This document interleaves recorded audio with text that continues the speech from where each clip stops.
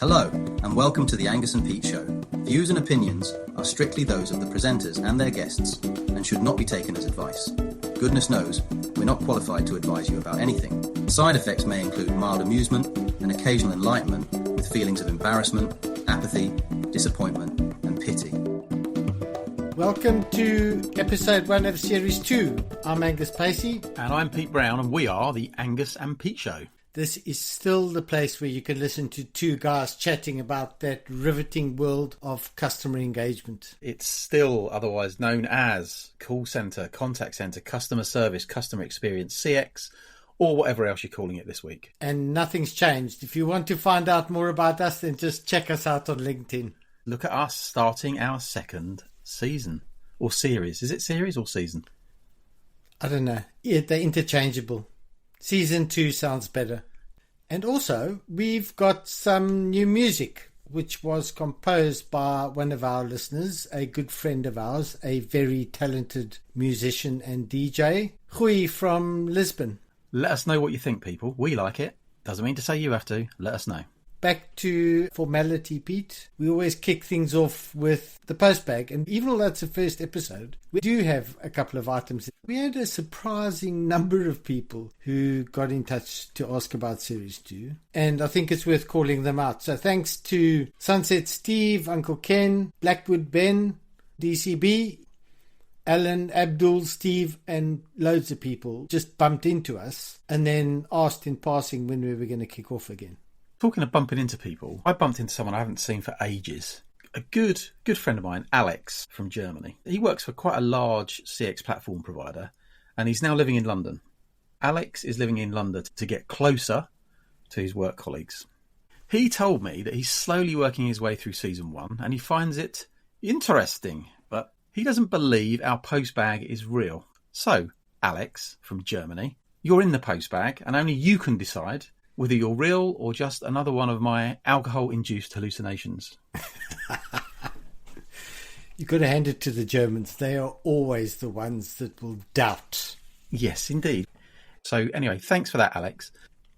What are we going to talk about in this inaugural episode of Series 2, Angus? Previously, we started with A's. We did. Series 1, it was A's for analyst. And after racking the brain furiously, we've come up with the really exciting A is for adoption for this first episode of Series 2. It's important because everyone's talking about adoption, aren't they? Everyone's talking about, we've sold this technology, we've built this lovely stuff and no one's using it. How can we drive adoption? I think that's going to be a theme. I think not only this series, but I think 2026 as well. Because everybody's been talking about adoption and nobody's been bloody doing it. That's right. The field of dreams, build it and they will come. I wonder. Anyway, when we talk about contact centre as a service, CX as a service, we've deployed it, job done, isn't quite cutting it, is it? No. Anybody that's sold contact centre platforms or contact centre as a service and take the time to go back and ask their customers whether they're satisfied might get a huge surprise. I think what we're actually experiencing here is a bit of a hangover from some old habits that come from the on-prem world. The game was sell them some kit, stick it on their site, take their maintenance revenue, and don't mess about with it. Don't touch it. Don't go optimizing it. Just leave it alone and let it be. Because you don't want to go changing anything. You want to keep your life easy and you want to keep them in the box you originally built for them. However, there's some really good research that I found. It's basically saying successful customer adoption of cloud services is way more than deployment. I sent you the link, right? On the gov.uk website, it's called Factors Influencing Firms' Adoption of Advanced Technologies, a rapid evidence review. I have to say, it's pretty good. Did you get a chance to have a look at it? I did have a look at it, and it's worth chatting about because it will focus people's brains to move away from sell, ship, forget mode. Yeah. And go into what do we need to make this actually work. What did you think were the key research insights? What grabbed your attention? The one thing that grabbed my attention, and we've seen this in other research, is that when you think about adoption, it requires change all through the organization. Not only for the people at the coalface that might be using one small application, but it has got to span the whole business. And that goes from technical implementation all the way through to customer readiness, whether it's a customer or an employee. They've got to be trained. They've got to be motivated to use it. And for the business stakeholders, they've got to actually recognize that there's some value in doing it. So you've got to be able to measure these different things.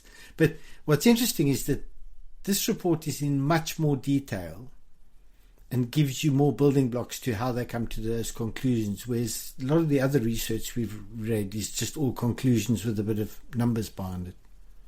They touched on things like internal factors, like managerial vision, 2 words that you often don't see in the same sentence. Employee willingness, there you go, 2 other words. Organisational culture, availability of skills, tolerance to risk. These aren't anything to do with technology. External factors, regulation, customer demand, industry competition, supply chain, access to data. They're all big subjects in their own right. Internal factors, external factors. There are some technological factors as well. Technical complexity was one which really made me chuckle, because this is complex. So they're recognizing that. User friendliness, compatibility with existing systems, and security were very interesting ones. That's where the devil in the detail is. And then how well the technology aligns with the broader business strategies. And I thought tech alignment to the business strategy is something that people don't concentrate on enough, because that's why people buy. And they then started to talk about why deployment isn't enough. Your job doesn't finish when you're deployed. In the world we are in today, it's when it starts. Yeah. I think that's why a lot of vendors are struggling. There's something else that goes on. This research concluded that many technology deployments fail to create value because users resist and don't see enough benefit. You've got to be able to articulate what's in it for them. Yeah. Because this is a process. Yeah. It starts with deployment. I would argue that it starts long before that with actual explaining to people why you're doing it. And that's that stakeholder engagement. If you take people along the journey, you've got far more chance of being successful.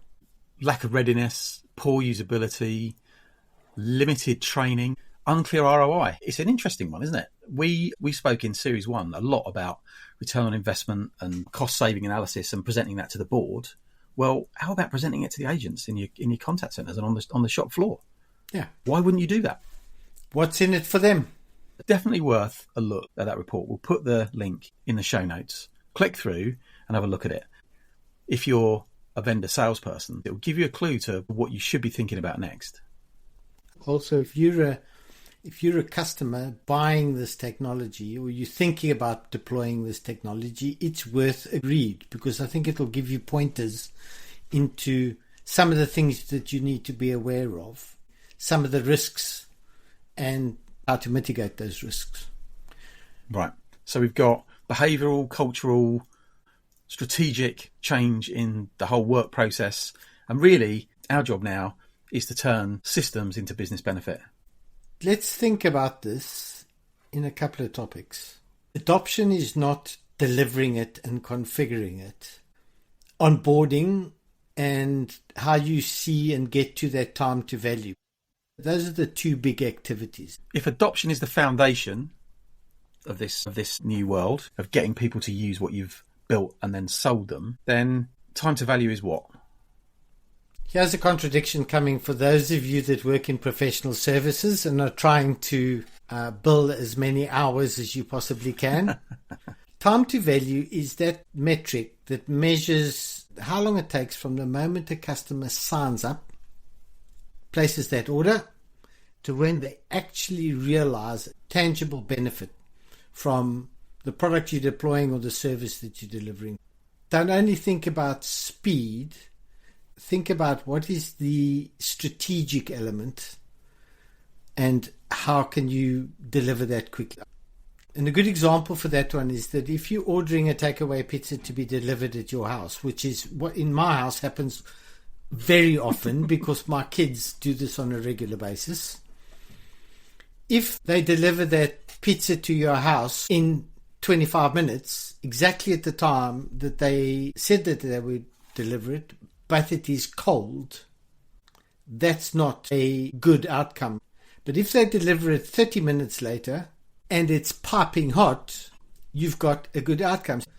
It's about small achievable wins when you in this context. So don't try and eat the elephant. Think about what bite are you going to take that has the biggest impact, and then put milestones against it so that you can measure it.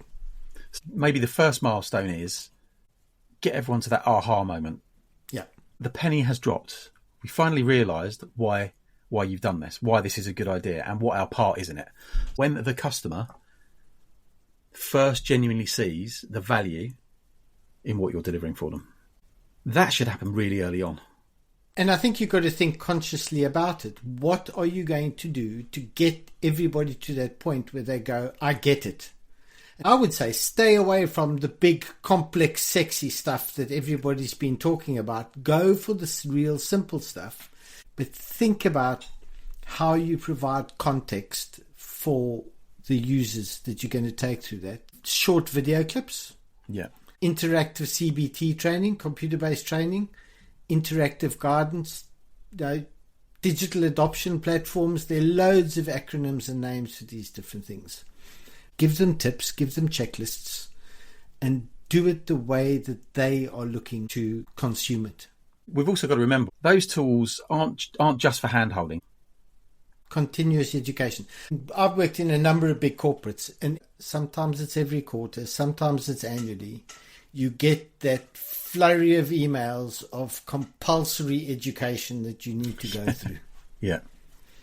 And what you do is that you grit your teeth and you embrace the grind and you go through all of that. Yeah. If it's interesting to you, you'll retain it. If it's not immediately important to you, you will absolutely forget it, and you 9 times out of 10 don't go back. And that's when training becomes an activity, not an outcome, right? Yeah. It's just a box ticking exercise. Let's get through this and then go back to what we were doing, even though the training is about behavioural change. So people get blinded because they're not reminded of the outcome. The outcome that we want, the outcome that this technology is delivering, has to be clear, has to be the constant context that people are doing things in, whether that's doing their learning and their training or actually doing their day job. Remind them of the context, remind them of the outcome. I think we need to lose the word training, to be honest. Continuous education is actually a much better phrase. Yeah. But it's also how you get your users to use what they've been given and not abandon it. Right. Because people will always go back to the path of least resistance. If it's a pain in the arse to use, they won't use it. So make it easy. I was just thinking about some contact centre projects that I've been involved in, even quite recent ones. 2 things get left to the last minute. 2 things get forgotten. One is reporting. Oh, shit. We need to think about, where's my wallboard gone? Where's my standard KPI thing that I get every Monday on email? That's all disappeared. I'm feeling a bit uncomfortable. And the other thing that everyone leaves to the last minute is training. Oh, I suppose we better tell these people what they've got to do with this stuff. So we're saying that training and awareness needs to be one of the first things you do in the project, not one of the last things. Yeah, I think people need to readjust their key milestones and reevaluate what is today the standard end of project milestone for most companies, and that's user acceptance testing and go live. So I think that whole concept needs to be re-looked at a little bit. So we've spoken about the internal adoption. There's also another group of people that need to adopt this, the consumer. If you're looking at the world of customer engagement or CCaaS or contact center as a service, the big topic that everybody's talking about is that consumers expect a consistent but also contextualized experience when they're busy interacting. It doesn't matter what device they're on. So if you want to put it in industry buzzwords, omni-channel integration. Mm-hmm. To deliver that, there need to be some real basics put in place. And I think this is where we've got big gaps potentially. To deliver consistency across an omni-channel environment, you've got to have unified customer data, right? Yes. Because without clean, consistent data, you will not have clean, consistent experiences for your customers. So pulling all your data together and turning that into the lifeblood of your customer experience engine is what this is about. Yeah, and I think when consumers are looking to interact, that continuity and consistency is really, really important. So let me give you an example. Self-service portals. This is something that every organization historically has been looking at. We want the customers to self-serve. And most people would go to self-service if they could get answers quickly. Yeah. But we are not technical web spiders.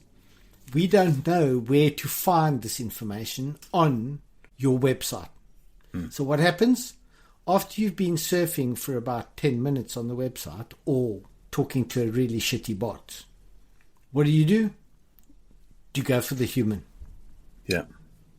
And that's natural. You go just at that point where you're getting fairly emotional. Consumers say over and over again in whatever survey you read, the quality of a customer experience is as important as the products and services that they're buying themselves. So people need to focus on what single channel is best for what task, and then they've got to recognize that people are going to work across these. Too many organizations today replicate their org charts and their internal silos in their omni-channel experiences. If you look at that holistically, you will definitely deliver a better customer experience and improvements. And then what you get? Happier customers and cheaper service delivery. It's a win-win situation. You know what it's like. You get more than 3 people in the room and you've got politics and you've got intrigue and you've got all sorts of stuff going on. It gets complicated very quickly. There's a whole load of opposition and contradiction and personal views in this. Where do we start unpicking that? When you analyse adoption strategies, you can't ignore it because for all of your technology, ultimately there are people using it and abusing it and trying to get on with it. And they've all got a different view of the world. I think you've just got to accept that those contradictions exist. High touch versus low touch debate. Yep. That's an easy one to surface if you want to. Just put people in a room and say which is better. Do we rely on human interactions or automation? The high touch advocates will tell you is essential because it builds trust and empathy. You can solve complex problems. And more than 50% of customers still like talking to humans. And the low-touch bods are going to come along and say, yeah, that's great. Thanks for that, Angus. We love your personal opinion on the personal touch every time you contact our organisation, but it doesn't scale. We can't do it 24/7. And actually, there's quite a big overhead getting our people to step up to that quality and consistency mark. So we really need to be automation first, and we'll take people from there if they really need it. More and more you're seeing that people are now accepting that you cannot have an either-or approach to this. You've got to go hybrid. Yep. So you can use that automation for transactional stuff, low complexity users, and where you've got high-touch human engagement required for your strategic accounts, your very valuable customers, make sure that you can segment and drive them to the right resource at the right time. There's the high-touch, low-touch debate. What about the speed versus quality debate? You know, we were speaking about onboarding. There's definitely a speed versus quality tension there, activity versus outcome. What can you say about that? I would say you need both. Of course you would. But we've just spoken about time to value. So you want fast time to value. Let's take onboarding time with agents. You can get your agents using the technology more efficiently. Ultimately, what you're driving at accelerating revenue. If they're tools that make their lives easier and it makes it a more pleasant environment to work in, that will contribute to reducing churn.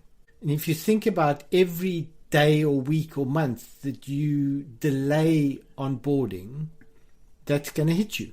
Put more focus into it and you can reduce your churn risk significantly and you can measure it after the fact. You'll see what it does. If you rush it, you're being superficial. So there's a middle path here then, right? Which may be around establishing a minimum level of onboarding, just to get people to that first step. And then from there, you can keep that going. And that only works if you take a continuous view of that onboarding and education process. Yeah. And make sure you've got learning paths for the more complex or advanced capabilities that go slower. There's a brilliant phrase, gratification first, competency second. That talks to the human. The final area of paradox and disagreement, one of my favourite phrases, activity versus outcome. People who want to measure activities versus people who want to measure outcomes. What's that all about? Activity is easy to track. Quite often it's more difficult to draw a line between an activity and an outcome. And therefore people don't want to even figure out how to do it. Right. I was reading through some Gartner stuff, and they said that 81% of customer success leaders recognize that conventional metrics are insufficient. But they don't know how to measure solving their business problems and getting return on their investments in the time that they've invested in, not just how many times has the agent logged in. And I think that's too often a bloody metric. Yeah, the agents have logged in. Yeah. So what? I log in every morning. That doesn't mean I do anything. Exactly. When we were all in the office, remember when we used to go to the office? You used to have that culture of presence, didn't you? If you were there at 7 o'clock and you were still there at 7 o'clock, then you were doing a great job. Interesting.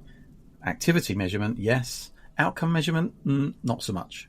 So we've looked at high touch, low touch. We've looked at speed versus quality when it comes to onboarding. We've looked at activity-based versus outcome-based measurement. And the real answer is you've sort of got to do a bit of everything, haven't you? You've got to have a business that's architected to be flexible and responsive as those things change, because there's a balance in all of those things, and the balance will swing one way or another. You've got to be flexible. And the most flexible thing you've got to have are the minds of the people that work in your business. They've got to be open to this stuff. Yeah. And if they are open to it and you've taken them on the journey, they'll probably be quite creative and help you drive that adoption on the things that really talk to their time to value. How do we quantify business benefit when it comes to adoption? Well, the first thing is recognize that it's not about being nice to people and having good manners and making them enjoy it. If you think about it in business term, it's about revenue growth. So start measuring befores and afters. And in our business, reducing churn is key. And if you can reduce churn by 5%, that will start driving profitability changes because you're changing your cost base.